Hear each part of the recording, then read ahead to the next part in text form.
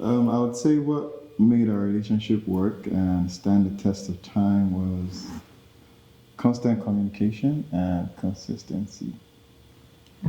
Yeah, because it's hard. It's Dance with hard. me under the diamonds.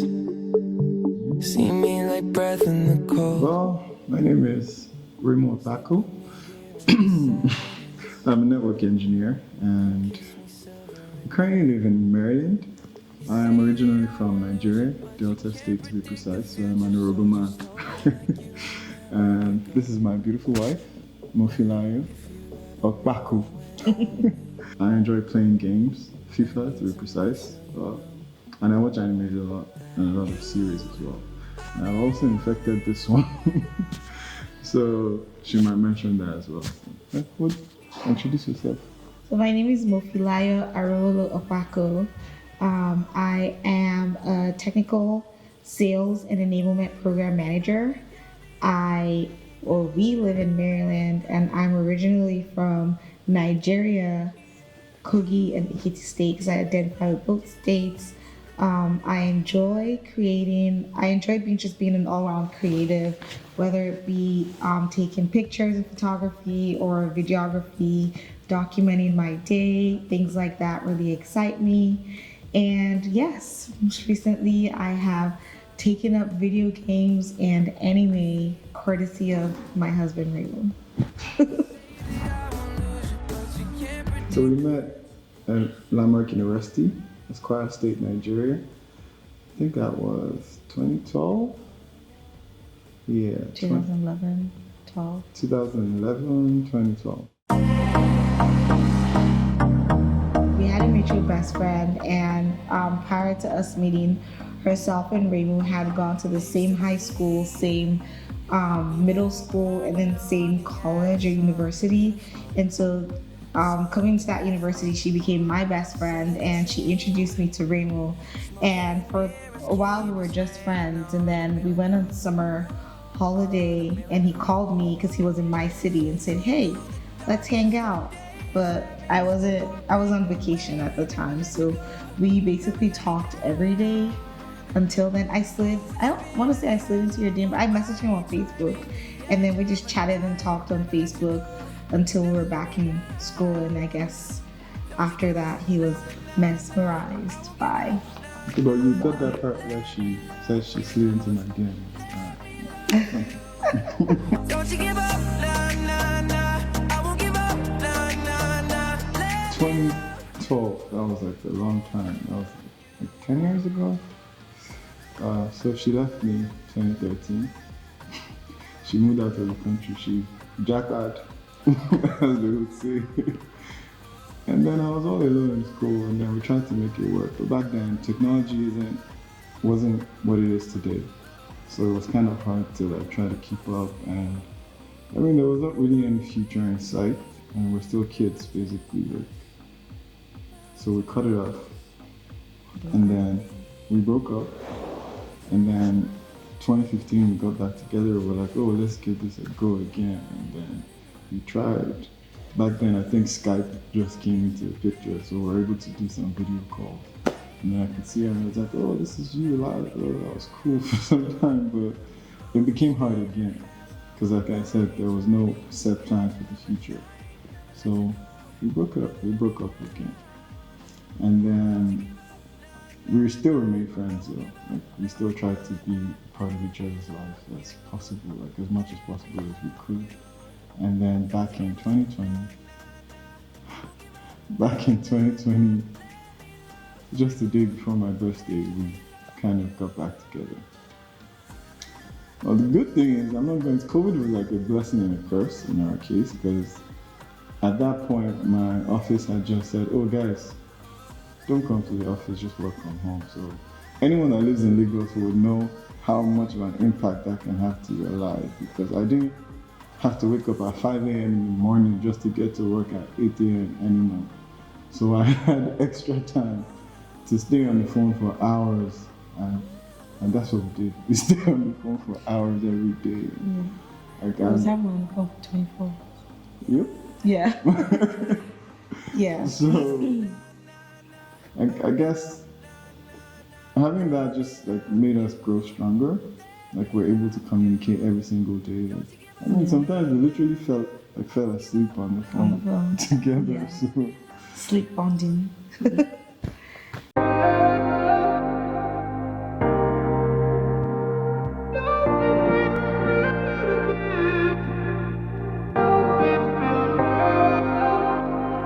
not really fucked. I never get that fucked up. I'm not. I'm so I think that some of the biggest challenges we faced during our long distance relationship was just a lack of where we were headed. At the time, we were still teenagers and we were still pretty young. So I think the main challenge is not being able to envision a future in sight. We weren't financially stable enough. We weren't the sole, decision makers in our lives. We were still very much under our parents at the time. So, Remo couldn't just up and leave Nigeria and meet me in the US, and same, I couldn't just like up and leave school and move back to Nigeria. So I think one of the biggest challenges was just not being able to act on the fact that we knew we wanted to be together forever. And then another challenge would be, like he said, communication. I was in school, he was in school, and he was in a school that did not allow students to use their, bring their cell phones. So we only had Twitter, Skype, and the time difference is Facebook, and then time difference as well just added a whole layer of new complication to the aspect of communication. So that definitely was a big challenge for us, just not being able to talk to each other when we wanted to. And then I think another challenge was just the culture shock on my end. Moving to a new country, I went through really, like the culture shock hit me really hard. And not being able to communicate that to Remo, he might not be able to relate to all the struggles that I had faced on my end, and sometimes not even wanting to be vulnerable to share those struggles also created that communication barrier. But I think that in the end, with age and time, we were able to work through all of those. But in the moment when it was happening, was definitely a big challenge for us. One moment I can remember was back in 2015. At that point, we had been separate for a while, and we just got back together. And then I was still young back then. I think I was about 20, 19. I don't think we're 20 yet. Probably like 18 or 19. But 19. I think one of those days was, I don't really know like what happened that day, but then I was like, Kika, I'm going to marry you someday. That was the moment I was gonna share. And it was like I know things like are looking like impossible right now, but I just know it's you.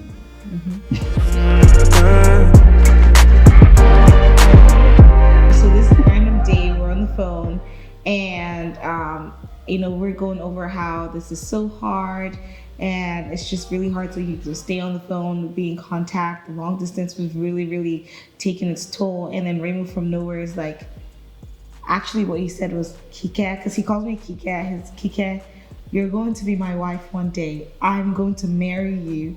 And we were so young, but like I just felt that reassurance that eventually all of our hard work will pay off, and somehow someday we'll be together. I think that another thing that really stood out for me during our long distance when we were together and even apart is Remo would always check in and just say, hey, no matter what happens, I know that we're not dating right now, but I want to know that you're happy. I want to know that you're doing well. Like he genuinely cared for me and always just was in my life to make sure that I always had someone to talk to, and just that genuine concern. Just, I think he set the bar really high. And that's why I think we made our way back to each other. Like I couldn't see myself experiencing that level of love with anyone else. So I think that there were several moments where Remo would just come in and be like, I really want to know that you're doing well. Even if you're dating someone else, I just want to know that you're not lonely and you have the love and companionship that you need. And that just really spoke volumes of love to me. But yeah.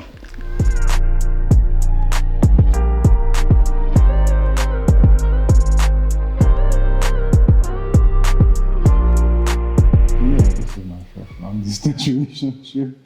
And prior to this, I didn't believe in relationships. And besides, when we started dating, we were like 16. 16, 17. Yeah, 17. So like, we didn't really have discussions about like life and like, oh, do we want long distance relationships? It was more like, do you want to grab dinner? It was just chill at that point. Like, Do you want to hang out? Well, yeah, this was our first long distance relationship, and prior to dating Remo, I didn't even know a thing like long distance relationships exist. I didn't know nothing about long distance relationships. So, but I will say, when I was leaving Nigeria, a lot of people in school assumed that we were gonna break up because of the long distance. Because at that point, it's like, you're really young. What are you holding out for with just like this person? So there was definitely a lot of like advice and talks and saying like, just break up. You guys are not gonna make it. You're too young. So there was definitely feedback like that from outside sources. But yeah, hopefully that answers the question. it's hard to have constant communication, and it's hard to even have constant communication because it's like, I want to talk to you every day because I miss you. And then talking to you every day is just going to make me miss you more. So it's just difficult. And then you have to be consistent in your communication, and then you need to have an end goal in mind. And to say, oh, I love this person and I'm willing to do this. Because it's hard.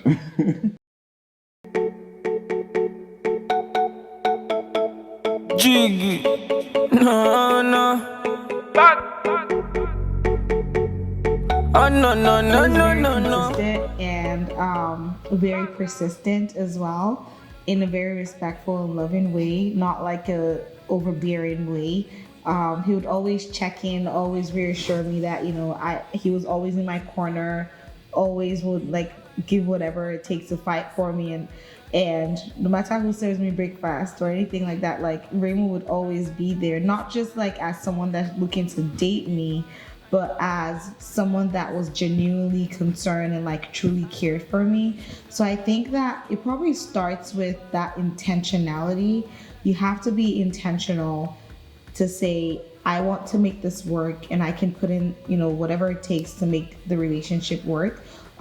Just having that intentionality there, I think, would then push you to communicate more and be more consistent with your communication, and then just being vulnerable, because that person with your partner who's long distance is not there to see your facial expressions, is not there to see you crying in some moments or like going through life. So you have to be vulnerable to share those experiences with them, so that even though they're like thousands of miles away, they can walk through life with you. I would say the main difference between when we did long distance and now that we're both together is, first, we're in the same time zone. So now we can sleep at the same time and wake up at the same time. That's like one major difference. Like, I don't have virtual jet lag anymore. Because I remember back then, my day used to start at like 12 p.m. Nigerian time. Lucky for me, I work remotely, so I just wake up at 12 and do my job, and that was cool. So I don't have to do that anymore, and that's a big relief. And then second, I would say something that we tried to cultivate while we were long distance was, like, we tried to do everything together. So when we finally get together, it would just be like easy, like everything would just flow, like, oh, this is us. Like, we're not changing who we are to be together because like we're in the same space. Mm-hmm. So Little things like grocery shopping. I would have my phone in the cart while I'm grocery shopping and telling him like, oh, I'm at Sprouts, I'm at Trader Joe's, this is what I'm getting, this is what I eat, and then we'll cook together. So those things, like just incorporating all of that. But for me, I think that the biggest difference between being long distance and now finally being together, I really enjoy like little things like dates, grabbing boba tea together, being able to experience like different events together, I think that is a really huge part. Or like just waking up together, like little things like that. It makes such a huge difference, and it just like creates a new level, a new bonding level with your partner. And then I don't have to work extra hard on the communication part, because he's experiencing life with me. He can see things that are happening in real time. I don't have to wait a couple hours until he wakes up to say, hey, this happened or that happened. We're experiencing life together, and that's such a huge blessing. Yeah, I think that, yeah, I think for me, the biggest part, I really love going on dates. So just being able to plan a date, walk into a restaurant, dine together, I think that that's really nice. I don't take that for granted.